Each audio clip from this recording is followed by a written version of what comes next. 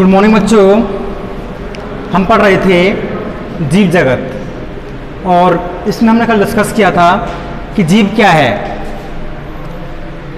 उसी क्रम में हमने देखा था कि जो जीव होते हैं, सभी जो जीव होते हैं क्या करते हैं, वृद्धि कर सकते हैं और सभी जीव क्या करते हैं, प्रजनन की क्रिया कर सकते हैं, है ना। और सभी जो जीव होते हैं वो क्या करते हैं, गति करते हैं। क्या करते हैं, गति। तो कल अपन प्रजनन की बात कर रहे थे, तो प्रजनन में हमने देखा कि सभी जो जीव क्या करते हैं, जो प्रजनन की क्रिया करते हैं अर्थात अपने समान क्या करते हैं, संतति को जन्म देते हैं।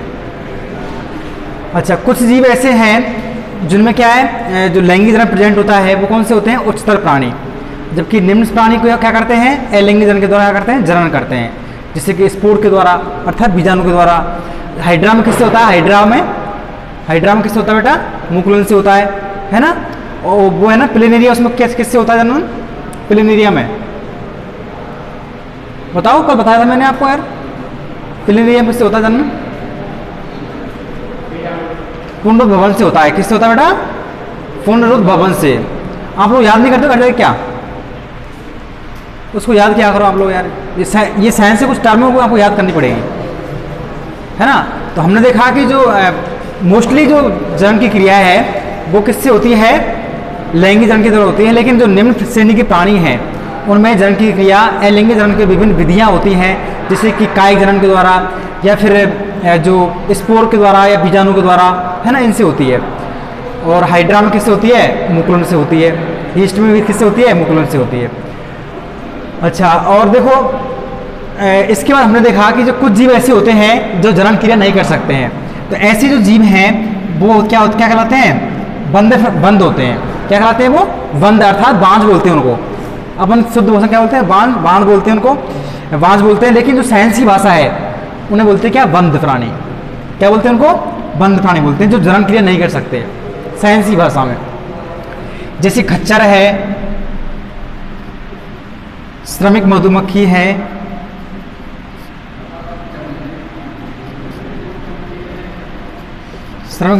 है, और जो अनेक वो वंध मानव युगल अर्थात जो ऐसे प्राणी होते हैं ये जनन क्रिया, खच्चर है, श्रमिक है, मधुमक्खी है, श्रमिक मधुमक्खी है, वंध मानव युगल है। ये सब चीज़ क्या है, ये जो ऐसे प्राणी हैं जो जनन क्रिया नहीं करते हैं। अच्छा, इसके बाद हमने देखा, हम देखेंगे कि जीव का आंसर ढूंढ रहे हैं अपन कि जितने भी जीव हैं पृथ्वी पर वो सब क्या करते हैं, वो प्राणी जो मुख्य जो कैरेक्टर्स है प्राणी का, वो यह लक्षण आ रहा है कि जो जितने भी प्राणी हैं वो प्राणी वातावरण के उद्दीपनों के प्रति क्या करते हैं, अनुक्रिया करते हैं। क्या करते हैं बेटा, अनुक्रिया करते हैं। जितने भी जीव हैं प्राणी, अगर वो प्राणी है, सजीव है, तो वो जैसे कुछ उद्दीपन मिलेगा तो उस उद्दीपन प्रति क्या करेंगे बेटा, अनुक्रिया करेंगे। ये जो अनुक्रिया है, ये उद्दीपन है, इन उद्दीपनों को प्राणी संवेदी अंगों से क्या करता है, ग्रहण करता है।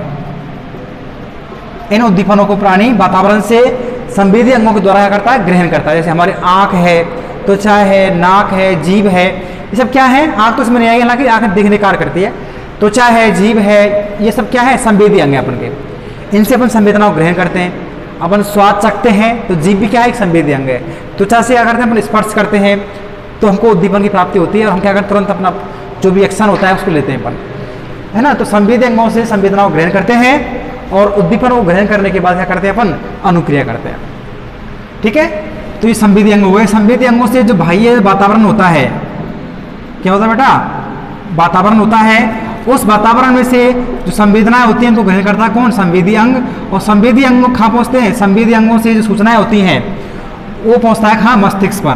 कहाँ पहुँचता है बेटा, मस्तिष्क पर पहुँचती हैं और मस्तिष्क उन संवेदनाओं को तुरंत क्या करता है, एक्शन लेता है उन पर। क्या लेता है, एक्शन लेता है।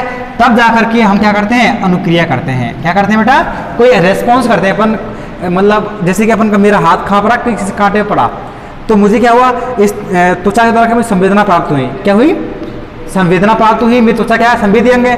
तो मैंने जैसे मेरा हाथ कांटे पड़ा तो ऐसा पढ़ने से क्या हुआ कि तुरंत संवेदी अंग थे अंदर जो न्यूरॉन्स होते हैं, क्या होते हैं, न्यूरॉन्स, तंत्रिका कोशिका बोलते हैं उनको, वो क्या करती है, सूचना को ले जाती है तुरंत और खा लेगी, मेरे मस्तिष्क में लेगी, और ले जाने के बाद मुझे क्या हुआ, दर्द फील हुआ, मुझे पेन फील हुआ, तो मैंने तुरंत अपना हाथ वहाँ से हटा लिया, है ना। तो और इसके बाद क्या कि मैंने अनुक्रिया था, हाथ का हटाना, पैर का हटाना, जो भी अपन रेस्पॉन्स करते हैं, अपन चिल्लाते हैं कई बार तो बहुत जोर से, वो क्या है, हमारी अनुक्रिया ही है सब, ठीक है। और देखो ये जो उद्दीपन है, ये उद्दीपन कई प्रकार के हो सकता है, जैविक भी हो सकता है, भौतिक भी हो सकता है, रासायनिक भी हो सकता है, मतलब कई प्रकार के उद्दीपनों से प्राणी उद्दीपन ग्रहण करता है, और ये उद्दीपक क्या करते हैं, प्राणी को अनुक्रिया करने के लिए क्या करते हैं, तैयार करते हैं, ठीक है। ये मोस्ट कैरेक्टर इंपॉर्टेंट से लक्षण प्राणी का, कि वही जीव क्या है, सजीव है, वही जीव है जो बाहरी वातावरण है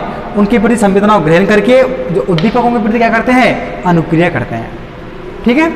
इसके बाद हम देखेंगे कि जो प्राणी हैं वो क्या करते हैं, गति करते हैं, क्या करते हैं, गति करते हैं। अगर प्राणी है, सजीव है, तो सभी जीव क्या करते हैं बेटा, सभी जो जीव हैं क्या करते हैं, गति करते हैं। ये कॉमन सी बात हो गई, तो आप जानते हो जो जंतु तो मुख्य रूप से एक स्थान से और दूसरे स्थान पर गति करता हुआ दिखाई दे जाता है। अपनी जो खुद की आवश्यकता होती है, आवश्यकता को पूरा करने के लिए वह प्राणी एक स्थान से और दूसरे स्थान पर क्या करता है, गति करता है। जैसे आप लोग चल के यहाँ पे आए हो, तुम्हारी आवश्यकता है पढ़ने की, तभी तो आए आप लोग, तो तुम क्या हो, सजीव हो, गति, तुम क्या हो, जीव। ऐसे ही पौधों की बात करें, हालांकि पौधों के विभिन्न भागों में गतियाँ होती हैं, जैसे पुष्प में होती है, तने में होती है ना, और हालांकि पुष्प में होती है, पुष्प ग्रंथ में होती है, उनमें गति होती है, लेकिन जनरल अपन मानते हैं कि पौधे क्या होते हैं, एक जगह फिक्स होते हैं, क्या होते हैं, एक जगह फिक्स होते हैं। हालांकि गति उनमें होती है, उनके अंदर अलग टाइप गति होती है, क्रमकोंचन गति होती है उनके अंदर, और भी गतियाँ हैं, ठीक है। ये क्या हो गया, उद्दीपन के प्रति अनुक्रिया, और जीव क्या करते हैं, गति करते हैं।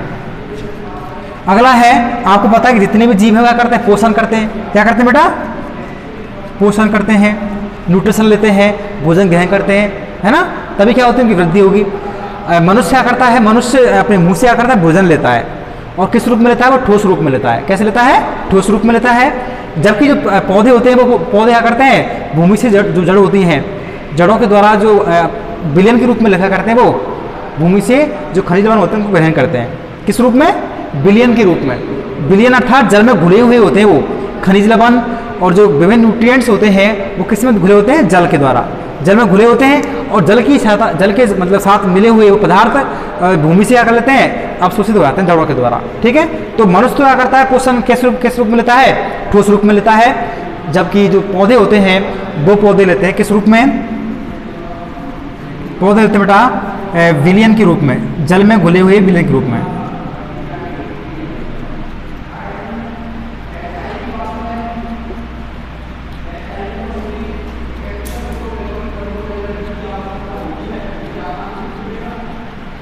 ठीक है, तो पोषण हो गया, है ना, ये लक्षण है कैरेक्टर। अगला है उत्सर्जन।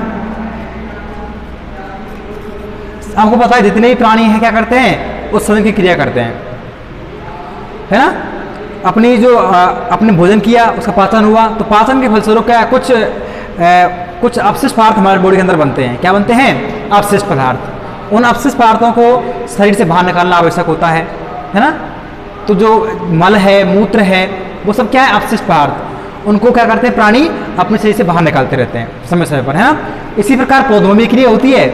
पौधों में क्या होती है, जो उनकी जो छाल होती है, छाल को हटा देते हैं पौधे, क्या कर लेते हैं, छाल को हटा देते हैं अपने आप, और एक नई छाल आ जाती है। पत्तियां क्या होती हैं, गिर जाती हैं उनकी, और एक नई पत्तियां आ जाती हैं। तो वो क्या कर रहे हैं, इस क्रिया के माध्यम से क्या कर रहे हैं, वो उत्सर्जन क्रिया कर रहे हैं। वो क्या कर रहे हैं, उत्सर्जन क्रिया कर रहे हैं। और छोटी छोटी जो गोलियां होती हैं, गोलियां के रूप में भी क्या करते हैं, अपनी जो अपशिष्ट पदार्थ हैं, वेस्टेज जो पदार्थ हैं, उनको बाहर निकालते हैं। ठीक है, उत्सर्जन हो गया। श्वसन, श्वसन क्या है, आपको पता है कि जो प्राणियों को जीवित रहने के लिए क्या किसी आवश्यकता होती है, ऑक्सीजन गैस की आवश्यकता होती है। ऑक्सीजन गैस लेता है प्राणी और CO2 गैस छोड़ता है। ठीक है, तो श्वसन की क्रिया करता है प्राणी, पौधे भी करते हैं इसी क्रिया को, है ना। श्वसन हो गया। पोषण, उत्सर्जन, श्वसन, जनन आपने पढ़ लिया, और गति हो गया। इसके अलावा जितने प्राणी हैं वो प्राणी क्या होते हैं, अपनी स्वयं प्रतिकृति करने में सक्षम होते हैं। स्वयं प्रतिकृति क्या होती है, इसे इंग्लिश में बोलते हैं रेप्लिकेशन। क्या बोलते हैं इनको इंग्लिश में? रेप्लिकेशन।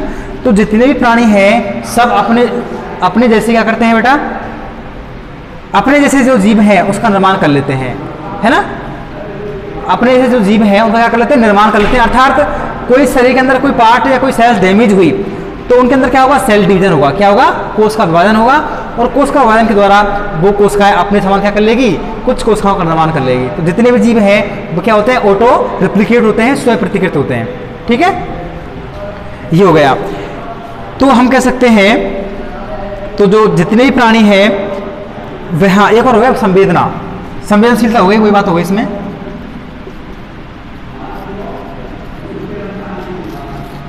प्राणी क्या करते हैं, जो संवेदना होती है वो ग्रहण करते हैं इसी माध्यम से, है ना। त्वचा होती है, ये भाई जो झरना वो संवेदी होते हैं उनके माध्यम से क्या करते हैं, वो संवेदना को ग्रहण करते हैं, है ना। तो जब जितने भी प्राणी हैं वातावरण में जितने भी उद्दीपन हो रहे हैं उन उद्दीपनों को क्या करते हैं, प्राणी संवेदना ग्रहण करते हैं और उन उद्दीपनों के प्रति क्या होते हैं, वो संवेदनशील होते हैं, कोई अनुक्रिया रेस्पॉन्स देते हैं।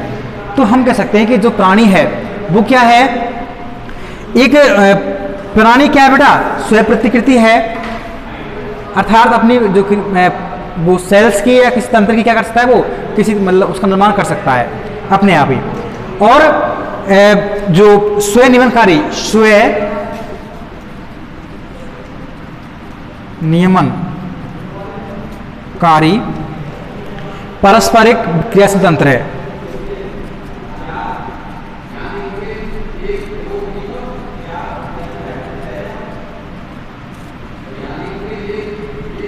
जीव कैसा है बेटा, जीव स्वयंनियमकारी है। स्वयं मतलब अपने आप खुद ही क्या होता है, कंट्रोल होता है। हमको कोई कंट्रोल करता है क्या, नहीं करता है कंट्रोल, हम खुद क्या करते हैं, अपनी इच्छा से कंट्रोल होते हैं।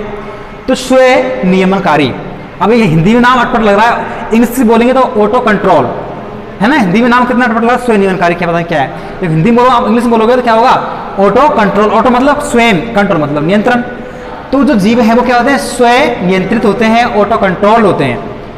और कैसे होते हैं, पारस्परिक क्रियाशील तंत्र है, क्योंकि मनुष्य के अंदर बहुत सारे तंत्र बड़े बड़े हैं, है ना। श्वसन तंत्र, प्रजनन तंत्र, सब तंत्र हैं अपनी बॉडी के अंदर। परस्पर क्या करते हैं, वो क्रियाशील रहते हैं, परस्पर आपस में क्रिया करते हैं, है ना। और ये जो क्रिया करते हैं तंत्र आपस में कैसे करते हैं, मिलकर करते हैं। कि जो प्रजनन तंत्र है वो अन्य तंत्रों का करता है, रेगुलेट करता है, अपने जो ग्रंथियां होती हैं उनको क्या करता है, कंट्रोल करता है। श्वसन है, श्वसन जो तंत्र है उससे क्या मिलती है, ऊर्जा मिलती है। तो ऊर्जा को क्या कर रहा है, वो कंट्रोल कर रहा है। हालांकि श्वसन क्रिया में क्या कर रही है, O2 अंदर जा रही है और CO2 क्या कर रही है, बाहर जा रही है ना।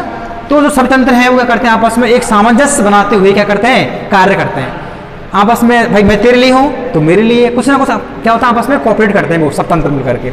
तो जितने भी जीव हैं वो सब क्या है, स्वयं नियमनकारी हैं, पारस्परिक कैसे हैं, क्रियाशील तंत्र हैं, संवेदनशील होते हैं।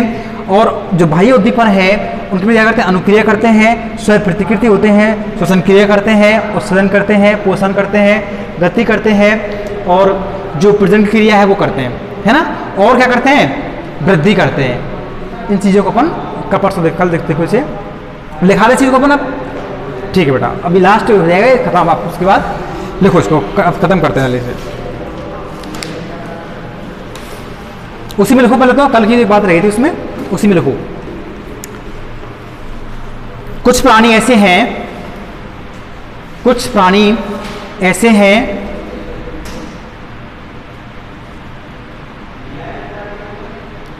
जो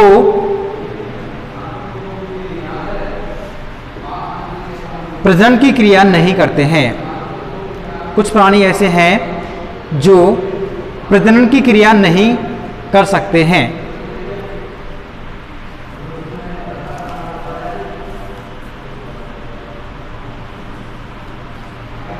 जैसे कि खच्चर,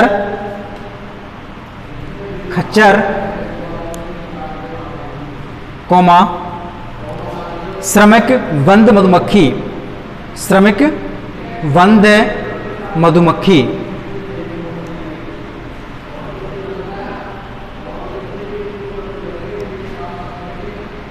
कोमा बांझ मानव युगल, बांझ मानव युगल।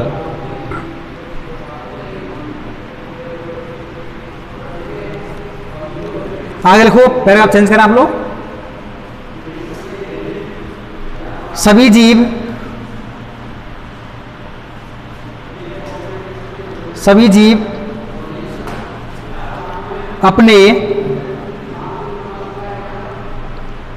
अपने वातावरण के उद्दीपनों के प्रति संवेदनशीलता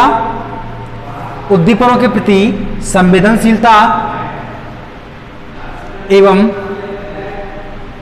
प्रतिक्रिया व्यक्त करते हैं।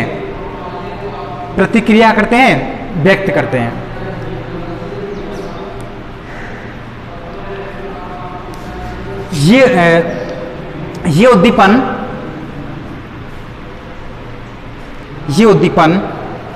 भौतिक, रासायनिक,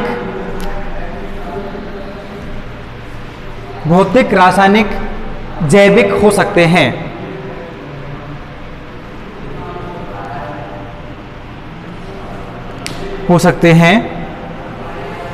एक मिनट लिखना बंद करो आप लोग। देखो एक इसका लक्षण है कि जो प्राणी है, सभी जो प्राणी है बेटा, सभी प्राणी जो उपापचय क्रियाएं होती हैं, कौन सी क्रिया होती है बेटा? उपापचय क्रियाएं। सभी प्राणियों में क्या होती है? उपापचय क्रियाएं होती हैं। इसे इंग्लिश में बोलते हैं मेटाबॉलिक रिएक्शंस। क्या बोलते हैं इंग्लिश में? Metabolic reactions.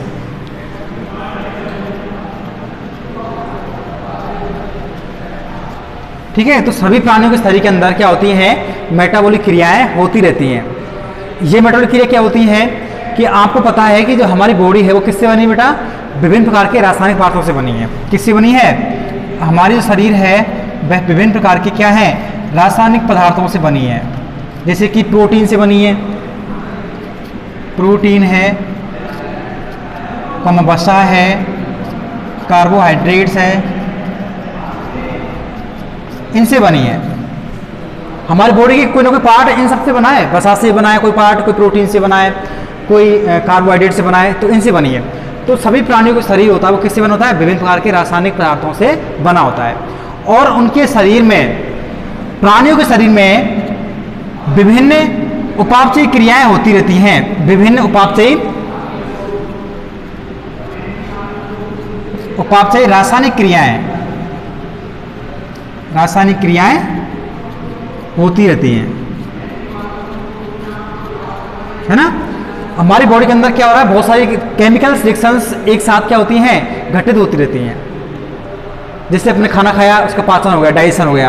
अब पाचन तो हो गया, लेकिन पाचन करने में बहुत सारी जो एंजाइम्स हैं, रासायनिक पदार्थ हैं, वो उसमें भाग लेंगे, तभी क्या होगा? उसका पाचन होगा, है ना।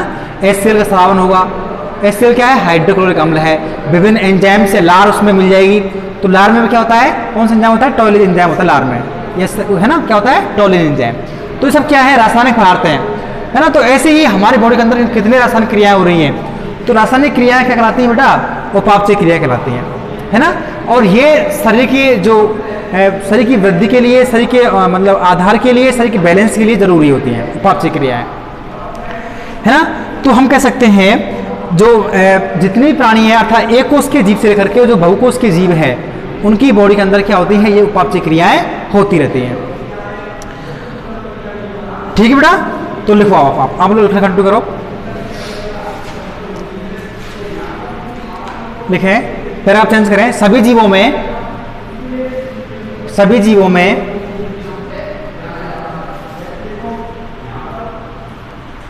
उपापचय क्रियाएं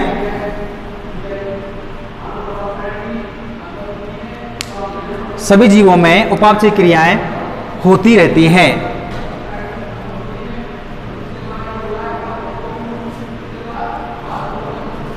अर्थात सजीवों का शरीर कोशिकाओं से बना होता है, रासायनिक पदार्थों से बना होता है। कोशिका बना होता है, सही बात है, लेकिन बात क्या हो रही है इसकी? सजीवों का शरीर किससे बना होता है? रासायनिक पदार्थों से बना होता है। रासायनिक पदार्थों से बना होता है, जैसे कार्बोहाइड्रेट्स, प्रोटीन, वसा, जैसे कि कार्बोहाइड्रेट्स, प्रोटीन, वसा आदि।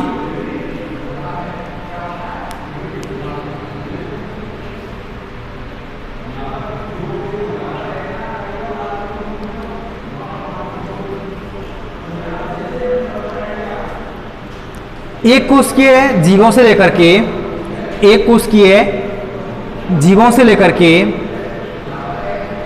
बहुकोशिकीय जीवों के शरीर में बहुकोशिकीय जीवों के शरीर में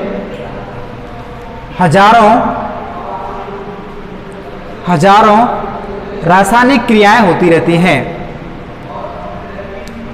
हजारों रासायनिक क्रियाएं होती रहती हैं।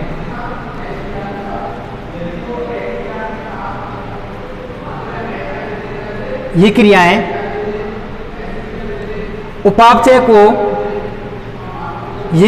उपापचय को प्रदर्शित करती हैं।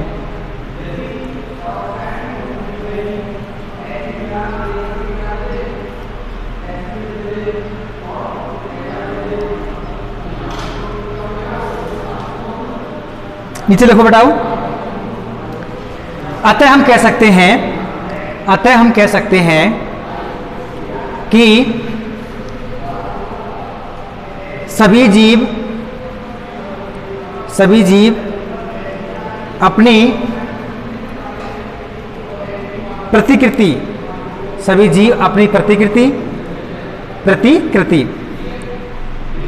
अपनी प्रतिकृति कोमा विकासशील तथा स्वनियमनकारी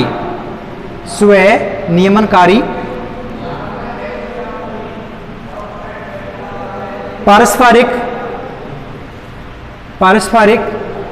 क्रियाशील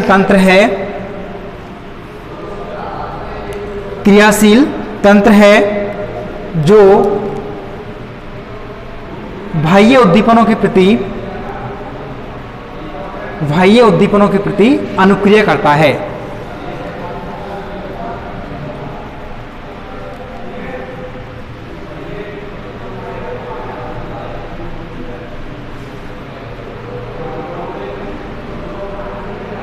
इसके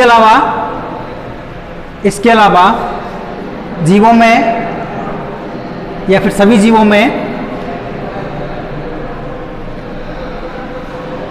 में गति, श्वसन, पोषण,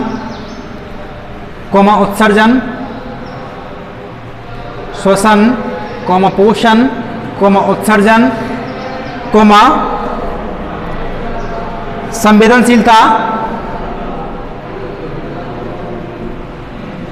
संवेदनशीलता, वृद्धि, जनन,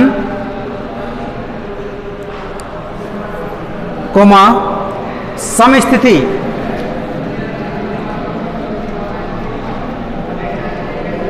समस्थिति का प्रदर्शन। बेटा ऐसे इंग्लिश में जरूर लिखो एक बार, होमियोस्टेसिस।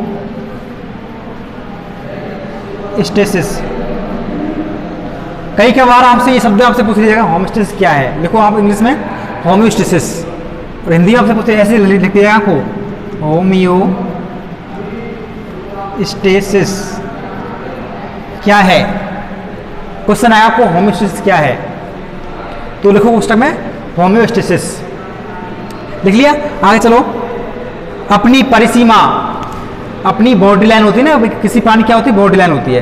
तो अपनी परिसीमा को कायम करना, परिसीमा को मेंटेन करना या फिर कायम करना। आदि लक्षण जीवों के लक्षण है। आदि लक्षण प्रदर्शित करते हैं। अब नीचे लिखो, अतः जीव विज्ञान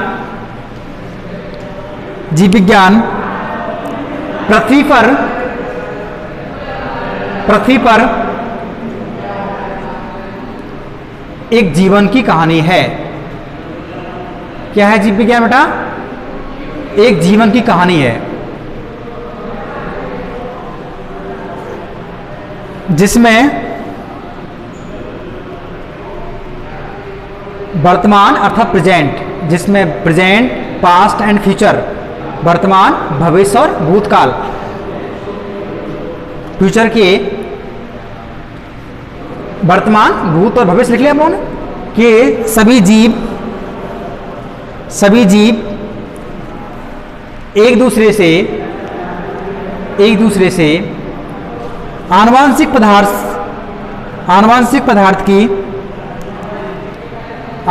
पदार्थ की साझेदारी से संबंधित हैं। आनुवांशिक पदार्थ की साझेदारी से क्या है बेटा? संबंधित है।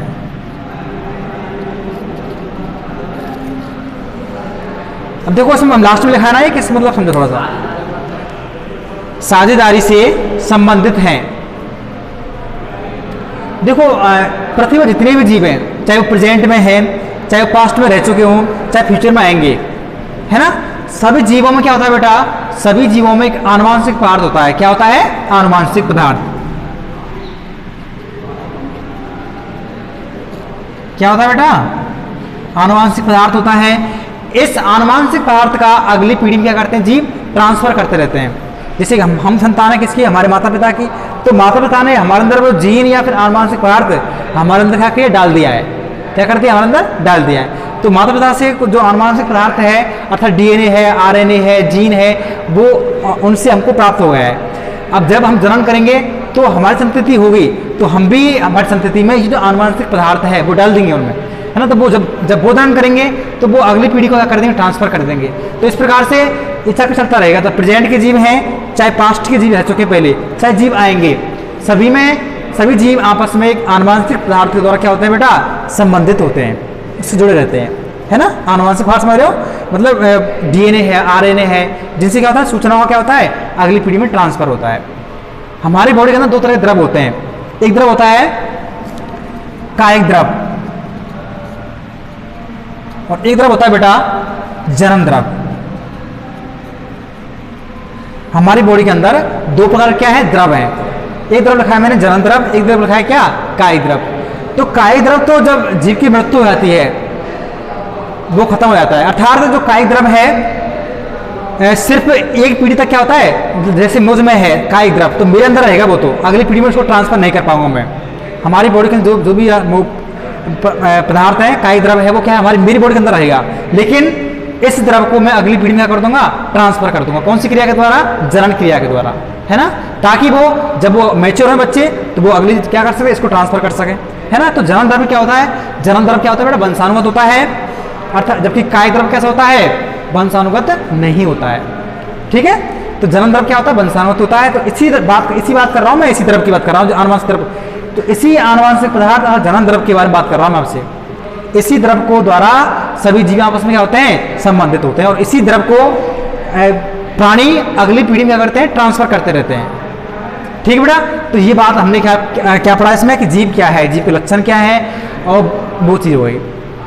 ठीक है, अब ऐसा करो आप लोग कुछ बात और लिखो थोड़ी सी, ऐसा लिखो थोड़ा सा ऊपर है। हाँ क्या करो? हेडिंग लाओ आप लोग लिखा कि बायोलॉजी क्या है, ये लिख लिया आप लोगों ने। और उसके बाद हमने लिखा जीव क्या है। अच्छा देखो, कई बार आपसे एग्जाम के अंदर पूछ लिया जाता है कि जो जीव विज्ञान है उसके जनक कौन है? बताओ बेटा कौन है? अरस्तु। बहुत बढ़िया, है ना। तो लिखो, इसको भले लिख लो हम लोग, पूछ लिया था कभी आराम से। देखो, जीव विज्ञान के जनक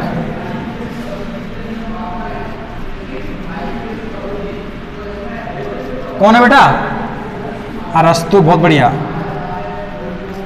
और है वनस्पति विज्ञान के जनक कौन है? कौन बेटा? नहीं। थियोफ्रास्टस, ये आपको जरूर याद रखना है बेटा। वनस्पति विज्ञान जनक कौन कहलाते हैं? थियोफ्रास्टस कहलाते हैं। और जो जीव विज्ञान जनक कौन कहलाते हैं? अरस्तु कहलाते हैं। अरस्तु और थियोफ्रास्टस। क्योंकि छोटी छोटी चीजें आपसे पूछ ली आती, 11वीं की बेसिक चीजें हैं ये चीजें, पूछ पता होना चाहिए आपको। हो गया सर चीजें? चलो कोई बात नहीं, अब अपने टॉपिक पे आते हैं अपन, है ना। अब देखो तो हमने पढ़ लिया जीव क्या है। अब इसके बाद पढ़िए अपन इसमें कि जो जीव जगत है उसमें क्या है? विविधता है। क्या है बेटा? विविधता है। तो अभी हेडिंग लाओ बेटा आप लोग, जीव जगत में विविधता।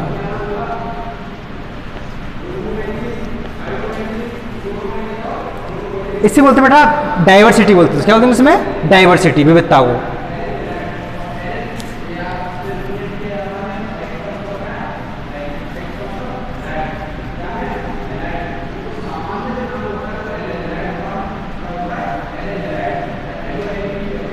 है ना, डाइवर्सिटी इन ऑर्गेनिज्म, है ना।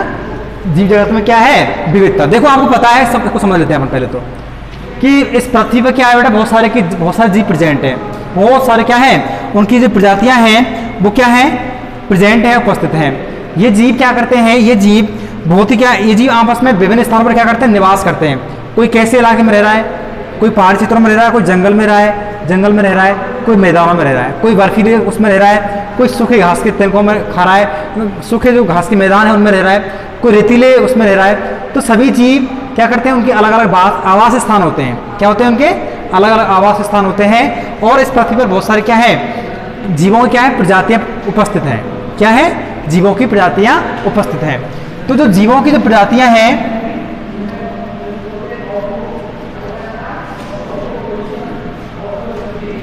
वो इस पृथ्वी पर कम से कम जो प्रजातियां हैं उनका जो एक सदस्य होता है उसे क्या कहते हैं?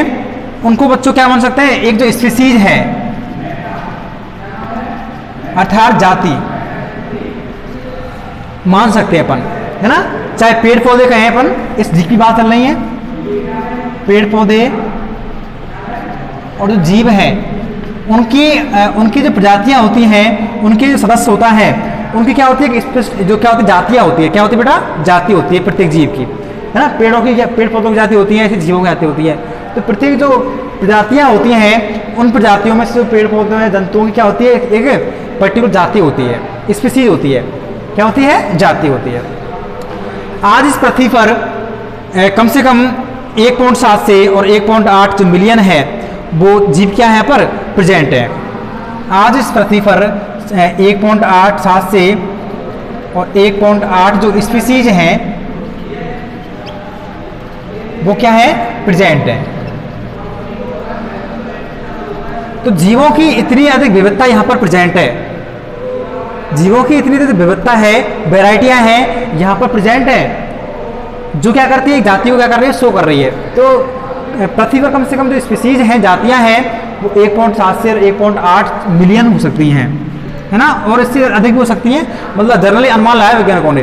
तो इतनी अधिक विविधता है यहाँ पर कि यहाँ पर इतनी स्पीसीज प्रेजेंट है। तो ये जो स्पीसीज है 1.7 से 1.8 ये संख्या बता रहा है। क्या है? संख्या है जीवों की। तो इतनी अधिक विविधता है जीवों में, तो उसे कहते हैं विविधता। क्या कहते हैं उसको? विविधता, या फिर इसे कहते हैं जैविक विविधता। क्या कहते हैं इसको? जैविक विविधता, जो कि विभिन्न जीवों के अंदर क्या है? प्रेजेंट होती है। अच्छा, और आपको पता है कि जो जितनी भी स्पीसीज हैं उनको क्या है? प्रत्येक जो प्राणी होता है उस प्राणी को हम उसके जो स्थानीय नाम होता है, क्या होता है बेटा? स्थानीय नाम, लोकल नेम बोलते हैं उसको। स्थानीय नामों से उसको पुकारते हैं अपन।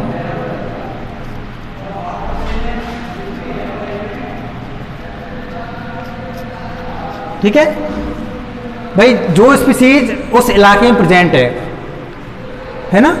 तो हम जो हमारा जो ग्रामीण एरिया है या फिर जो हमारा स्थानीय जो एरिया है उसी हिसाब से उस प्रजाति को क्या करेंगे? अपन नाम देंगे। क्या देंगे? नाम। कोई जो वो होता है ना कौवा, कोई कहता है कौवा है ये, कोई कहता है क्या बोलते हैं उसको? काग है। तो उसके हर क्षेत्र में, हर देश में अलग अलग नाम हो सकते हैं। ठीक है। तो प्रत्येक जाति है उसका जो नाम होता है वह स्थानीय आवश्यकताओं के अनुसार अलग अलग हो सकता है। अब अच्छा, ये जो स्थानीय नाम है, ये स्थानीय नाम क्या होते हैं, एक देश से और दूसरे देश में स्थान विशेष के आधार पर क्या होते हैं, बदलते रहते हैं, है ना। अगर हम कहेंगे गोवा तो हम तो समझ जाएंगे, लेकिन जो और कंट्री के देश हैं वो नहीं समझ पाएंगे उस चीज़ को, है ना। तो ये जो स्थानीय नाम होते हैं वो स्थानीय नाम कैसे होते हैं, देश, परिस्थिति और काल के अनुसार बदलते रहते हैं।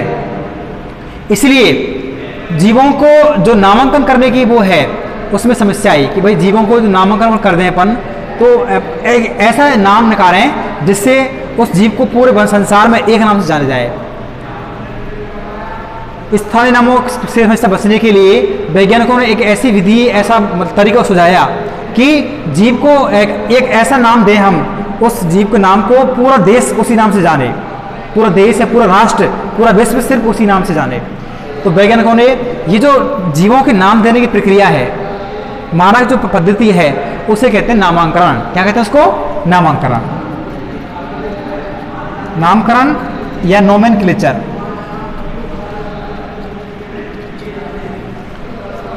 ठीक है, क्या कहलाती है वो, नोमेनक्लेचर।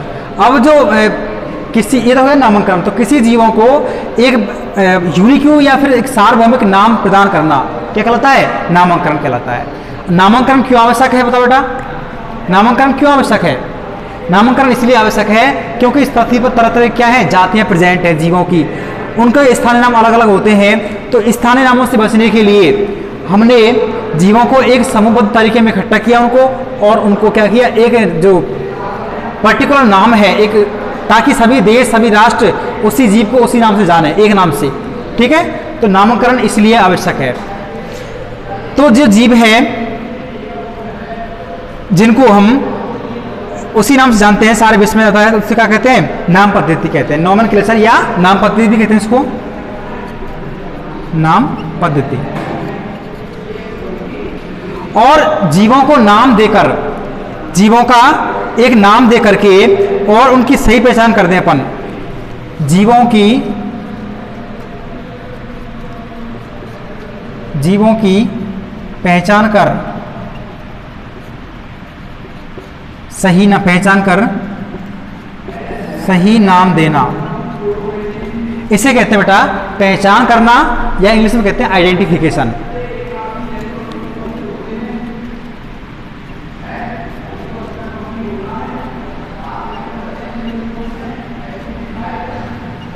ठीक है भाई, हमने कोई जीव पहचान लिया, हमको पता लगा कि ये जीव वो है, उसको हमने क्या कर लिया, पहचान कर ली, उसको हमने पर्टिकुलर क्या कर, एक सही नाम दे दिया। तो जीवों को पहचान करके उसको सही नाम देना क्या कहलाता है, पहचान करना, या फिर इंग्लिश में वर्ड है आइडेंटिफिकेशन। ये तो है नोमेनक्लेचर, जीवों को एक निश्चित नाम देना, एक जीवों को विभिन्न वर्गों में बांट करके और एक सही नाम देना। स्थानीय नामों से बचने के लिए, स्थानीय नामों से बचने के लिए जो जीवों का नाम ऐसा नाम होना चाहिए जो सारे विश्व में क्या हो, एक मान्य नियम हो, मान्य नाम हो। तो वो ये जो पद्धति है इसे कहते हैं नामकरण पद्धति या नाम पद्धति या नामकरण पद्धति, इंग्लिश में कहते हैं नोमेनक्लेचर। क्या कहते हैं इसको, नोमेनक्लेचर। और जीवों की पहचान करके हम उसको सही आइडेंटिफाई कर दें, उसको सही पहचान लें, उसको नाम दे दें, तो उसे क्या कहते हैं, पहचान करना कहते हैं उसको, और इसे कहते हैं आइडेंटिफिकेशन। ये वर्ड आपको जरूर याद रखना इंग्लिश में बेटा, क्योंकि ये वर्ड आपको इंग्लिश में पूछ जाएंगे, हिंदी नहीं आएगा वहाँ पर आपको। व्हाट इज आइडेंटिफिकेशन, क्वेश्चन ऐसे ही आएगा आपको, है ना। तो नामकरण हो गया, नोमेनक्लेचर हो गया, अर्थात आइडेंटिफिकेशन हो गया। दो शब्द आए इसमें, आ रहे हैं स्पष्ट। अच्छा, अब देखो बेटा, जीवों का जो नाम है, जीवों का नाम, भैया अरे भैया ध्यान सामने आ रहा, जीवों का नाम नामकरण देने के लिए कुछ संस्थाएं बनाई गई। क्या बनी बेटा, कुछ संस्थाएं बनाई गई जो कि विभिन्न प्राणियों को क्या करती है, एक जो मानक नाम होता है, क्या होता है, एक मानक नाम होता है, स्टैंडर्ड जो नेम होता है, वो क्या करते हैं, उसको स्वीकृति प्रदान करती है ना। तो जो पौधों की बात करें अपन, तो पौधों को एक जो स्टैंडर्ड नाम है,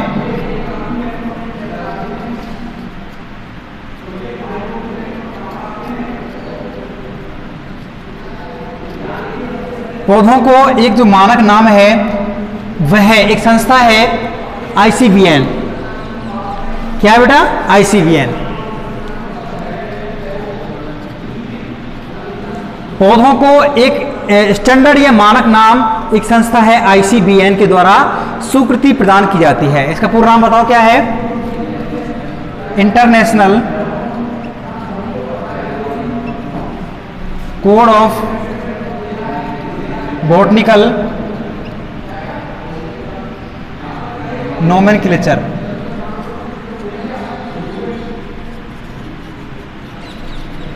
ये क्या हो गया? इसका पूरा नाम हो। इंग्लिश से आप लोग घबरा मत बिल्कुल भी। हिंदी में कहते हैं इसको अंतर्राष्ट्रीय वनस्पति नामांकन, है ना? या फिर एक देखो आपको मैं ऐसे इसको बोलेंगे, चाहे हिंदी लिखें चाहे इंग्लिश लिखें, ये सही रहेगा आप लोगों को। International code of botanical nomenclature, ठीक है, आईसीबीएन। तो पौधों का एक निश्चित नाम या मानक नाम प्रदान करने के लिए एक संस्था होती है, उसे कहते हैं क्या? आईसीबीएन। यही ऐसी संस्था है जो पौधों के बॉटनिकल नेम्स होते हैं ना, वनस्पतिक नाम, उनको क्या करती है? वो स्वीकृति प्रदान करती है कि हाँ भाई ये बॉटनिकल नेम सही है ना? तो कौन सी संस्था है वो? आईसीबीएन। इसी प्रकार जंतुओं का जो जैविक नाम होते हैं, जंतु वैज्ञानिक नाम होते हैं, है ना? जंतुओं की बात कर रहे हैं अपन, जंतुओं को वैज्ञानिक नाम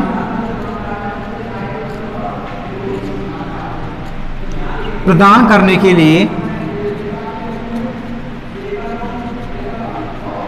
वो संस्था क्या है? आईसीजेडएन। कौन सी है? आईसीजे। ये तो क्या होगा? आईसीबीएन। ये सिर्फ अंतर किसका है? बी का अंतर है। बी क्या है? बॉटनी, बॉटनिकल मतलब बॉटनी मतलब वनस्पति, और जू जेड क्या हो जाएगा? जूलॉजिकल अर्थात जंतु विज्ञान। तो वही इसका नाम हो जाएगा। देखो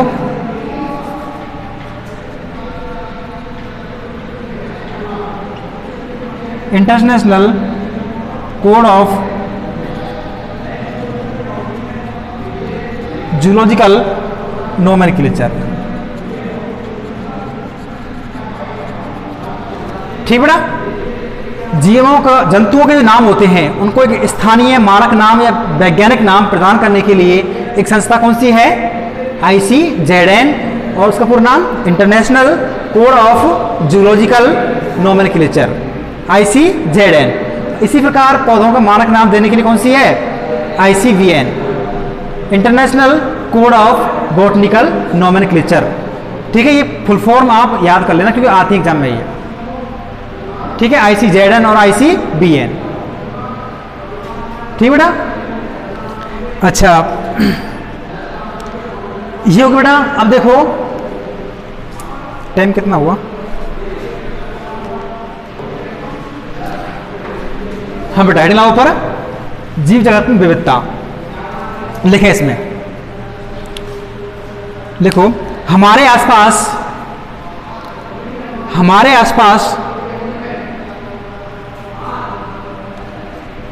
जीवों की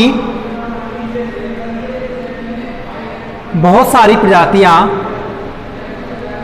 हमारे आसपास जीवों की बहुत सारी प्रजातियां पाई जाती हैं।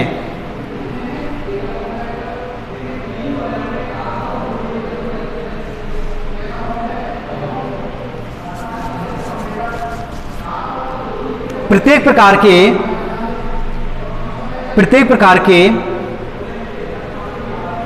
पौधे एवं जंतु, प्रत्येक प्रकार के पौधे एवं जंतु या जीव जो हम देखते हैं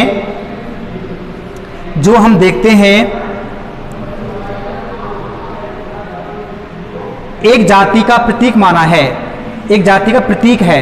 जाति मतलब स्पीसीज, क्वेश्चन में जरूर। एक जाति क्वेश्चन लिखो, स्पीसीज, एक जाति कोष्टक में स्पीसीज का प्रतीक है।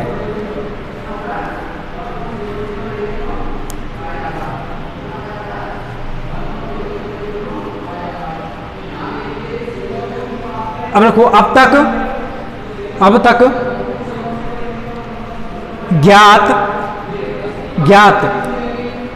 ज्ञात तथा वर्णित वर्णित स्पीसीज की संख्या, स्पीसीज मतलब जाति की संख्या, जाति की संख्या लगभग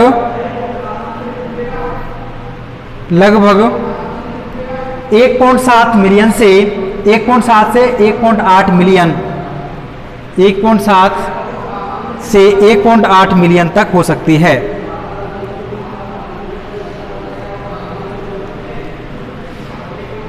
तक हो सकती है। जीवों की उपस्थित संख्या, जीवों की उपस्थित यह संख्या एक जैविक विविधता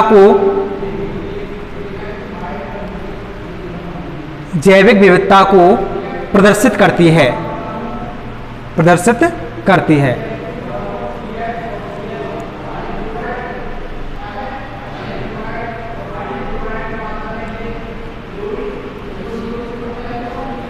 क्वेश्चन चेंज करो, पैराग्राफ चेंज करो।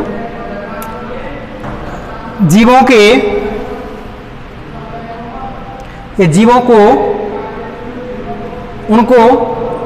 को उनके स्थानीय नामों से जानते हैं। जीवों को उनके स्थानीय नामों से जानते हैं।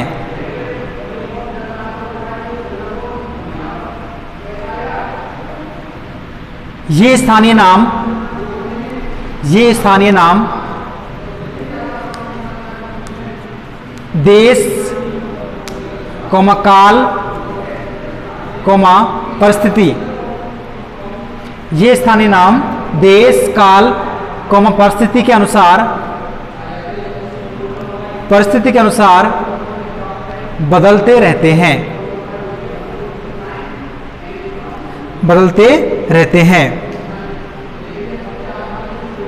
अतः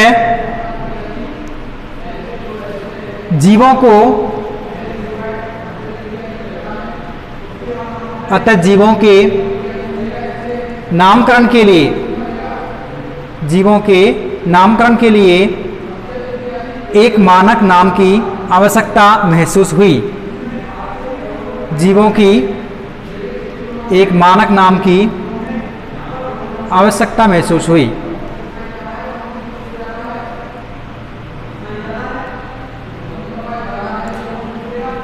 प्रत्येक जीव का मानक नाम वह होता है, प्रत्येक जीव का मानक नाम वह होता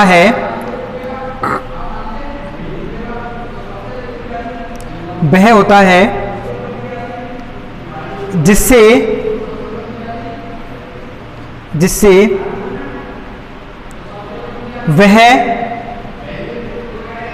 वह जीव सारे विश्व में एक नाम से जाना जाता है।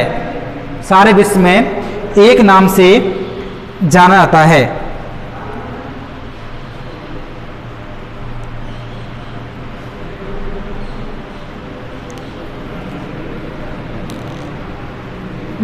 इसको या यह प्रक्रिया नाम पद्धति कहलाती है। नाम पद्धति यह नामकरण कहलाती है।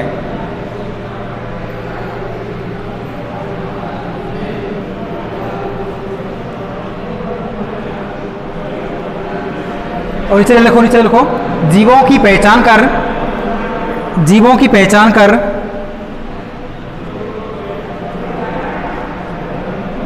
उनको सही नाम देना। जीवों को पहचान कर उनको सही नाम देना पहचान या आइडेंटिफिकेशन कहलाती है। पहचान या आइडेंटिफिकेशन कहलाती है।